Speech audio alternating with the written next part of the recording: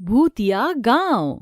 ये कहानी कुलधारा गांव के एक ऐसे शापित गांव की है जहां रात में तो क्या, लोग वहां दिन के समय में भी जाने के नाम से थर थर कांपने लगते थे। लोगों के दिलों में उस गांव का इस कदर खौफ था कि शाम होने से पहले ही उस गांव के आसपास से कोई भी नहीं गुजरता था, क्योंकि वहां रात के समय बहुत ही डरावनी आवाजें और चीखें सुनाई दिया करती थी।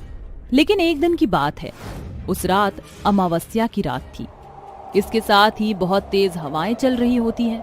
उसी रात 3 दोस्त कुलधारा गांव में घूमने के लिए आते हैं। उन्हें घूमते घूमते शाम हो जाती है और वह उसी श्रापित गांव के पास वाले ही होटल में रुक जाते हैं और आपस में बात करने लगते हैं। तभी राहुल बोलता है, यार सुमित, ये गांव कितना सुंदर है ना। मैं तो यहाँ पर बहुत खुश हूँ। हाँ यार राहुल, मुझे भी यहाँ पर बहुत अच्छा लग रहा है। लेकिन ये वैभव कहाँ चला गया? वो तो अभी यही खड़ा था। इसी बीच वैभव वहां पर आ जाता है और उनसे कहता है, मैं यहाँ हूँ दोस्तों। वो मैं जरा वॉशरूम फ्रेश होने चला गया था। गांव में पूरे दिन घूमकर मैं बहुत ज्यादा थक गया हूँ और अब मुझे बहुत तेज नींद आ रही है। चलो यार, चलकर सो जाते हैं। हाँ चलो सो जाते हैं। फिर सुबह हमें शहर वापस भी तो जाना है। जिसके बाद वह तीनों अपने अपने कमरे में सोने चले जाते हैं कि तभी अचानक से वैभव की आंख खुलती है और वह अपने कमरे की खिड़की से बाहर की ओर देखने लगता है। तभी उसे दिखता है कि उस होटल के सामने वाले गांव से उसे कोई आवाज दे रहा है, वैभव, यहाँ आओ, मेरे पास आओ। वैभव मन ही मन सोचता है कि इतनी रात में कौन उसे आवाज दे रहा है, कहीं वो मेरे दोस्त तो नहीं है। जिसके बाद वह अपने कमरे से निकलकर उस गांव की तरफ जाने लगता है। वैभव आवाज का पीछा करते करते उस श्रापित गांव में घुस जाता है। तभी उसे कुछ ऐसा दिखता है जिसे देख वह बहुत डर जाता है और डरते डरते बोलता है, कौन हो तुम? नादान इंसान, तू मेरे ही गांव में आकर मुझसे पूछ रहा है कि कौन हूँ? मैं तेरी मौत हूँ और अब मैं तुझे मारने वाली हूँ। मुझे छोड़ दो, मैंने तुम्हारा क्या बिगाड़ा है? मुझे मत मारो, जाने दो मुझे। लेकिन चुड़ैल वैभव की एक भी नहीं सुनती और उसे मार देती है, जिसके बाद वैभव भी मरकर भूत बन जाता है। अगले दिन सुबह राहुल और सुमित वैभव को लेने उसके कमरे में जाते हैं तो वह देखते हैं कि वह अपने कमरे में नहीं है और इस बात से परेशान होकर राहुल होटल मैनेजर के पास जाता है और उससे पूछता है, क्या आपने मेरे दोस्त वैभव को देखा है? हाँ साहब, वो आपके दोस्त रात को ही होटल के सामने वाले गांव में गए हैं। मैं उन्हें बहुत समझाया कि वहां न जाएं, लेकिन वो मेरी बात नहीं माने और चले गए। ऐसा क्या है उस गांव में जो तुम उसे जाने से मना कर रहे थे? मैंने सुना है कि वो श्रापित गांव है। उस गांव में कुछ ही लोग रहते हैं और उन्हें अपने गांव में बाहरी लोगों का आना बिल्कुल भी पसंद नहीं है। मेरी मानिए तो आप भी वहां मत जाओ, वहां बहुत खतरा है। मैनेजर की बात सुनकर राहुल और सुमित को अपनी दोस्त वैभव की चिंता सताने लगती है और वह तुरंत ही उस गांव में जाने लगते हैं। तभी सुमित राहुल से बोलता है, यार राहुल, मुझे उस मैनेजर की बात सुनकर थोड़ा डर लग रहा है। क्या हमें गांव में जाना चाहिए? तू डर क्यों रहा है? मैं हूं ना तेरे साथ। जिसके बाद वह दोनों उस गांव की तरफ जाने लगते हैं। उन्हें गांव पहुंचने में शाम हो जाती है। वह दोनों जैसे ही गांव के अंदर घुसने वाले होते हैं कि उसी वक्त उन्हें एक बूढ़ी औरत मिलती है और वो उनसे कहती है, बेटा, तुम लोग कौन हो और यहाँ इस गांव में क्या कर रहे हो? हम शहर से यहाँ घूमने आए थे, लेकिन कल रात हमारा एक दोस्त इस गांव में चला आया है। अब हम उसको ही लेने आए हैं यहाँ। लेकिन बेटा, तुम्हें यहाँ नहीं आना चाहिए था। तुम लोग यहाँ से वापस लौट जाओ।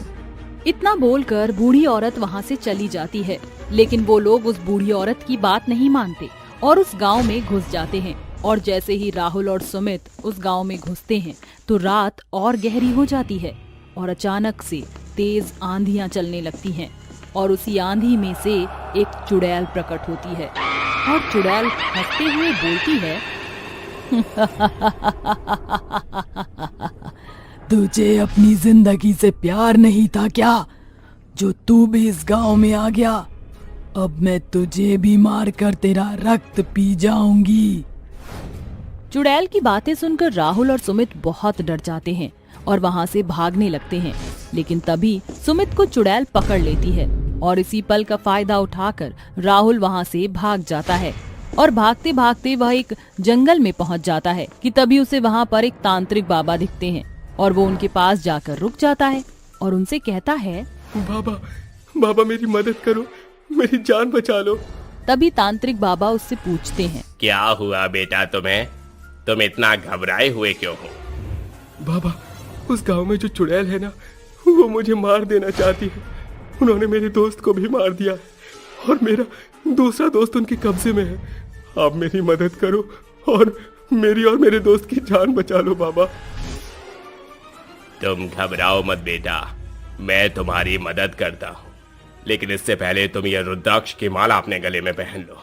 इससे तुम सुरक्षित रहोगे और चुड़ैल तुम पर हमला नहीं कर सकेगी। जिसके बाद राहुल और तांत्रिक बाबा दोनों उस गांव में जाते हैं और देखते हैं कि चुड़ैल उसके दोस्त को मारने वाली ही होती है कि तभी बाबा उस चुड़ैल पर अभिमंत्रित भभूति फेंक देते हैं, जिससे वह उनके वश में आ जाती है। तभी बाबा उससे पूछते हैं, क्यों तू इन लोगों को मार रही है? क्या बिगाड़ा है इन्होंने तेरा? तांत्रिक, तू मेरे मामले में मत पड़। तेरी भलाई इसी में है कि तू यहाँ से चला जा। तू मुझे चुनौती दे रही है? शायद तू जानती नहीं कि मैं कौन हूँ।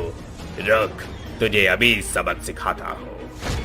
जिसके बाद बाबा मंत्र पढ़ने लगते हैं। ओम ह्रीं क्लीं चामुंडाय विचे। और मंत्र पढ़कर उसके ऊपर पवित्र गंगा जल छिड़क देते हैं, जिससे वह जलने लगती है और तांत्रिक बाबा से कहती है, रुक तांत्रिक, मैं तुझे सब बताती हूँ। ये कहानी कई साल पहले की है।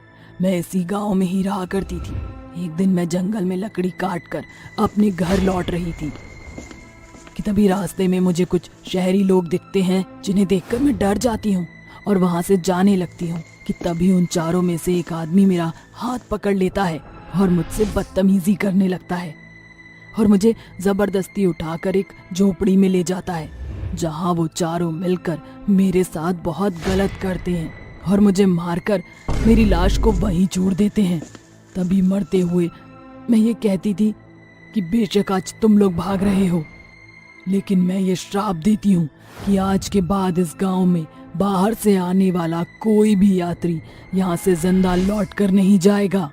सुन चुड़ैल, सभी मनुष्य एक जैसे नहीं होते और तूने बदले की भावना में आकर बहुत से लोगों को मार दिया है। अब तू ये सब खत्म कर दे और इस गांव को छोड़कर चली जा। नहीं, मैं नहीं जाऊंगी। तेरे जैसे कई तांत्रिकों को मैंने देखा है। तू मेरा कुछ नहीं बिगाड़ सकता। तू मेरी शक्तियों के आगे कुछ भी नहीं है। ये सुन तांत्रिक बाबा को बहुत गुस्सा आ जाता है, जिसके बाद वह शिवजी का त्रिशूल उठाते हैं और उस चुड़ैल के आर पार कर देते हैं, जिससे वह वहीं जलकर भस्म हो जाती है। इसके साथ ही वह गांव श्राप मुक्त हो जाता है।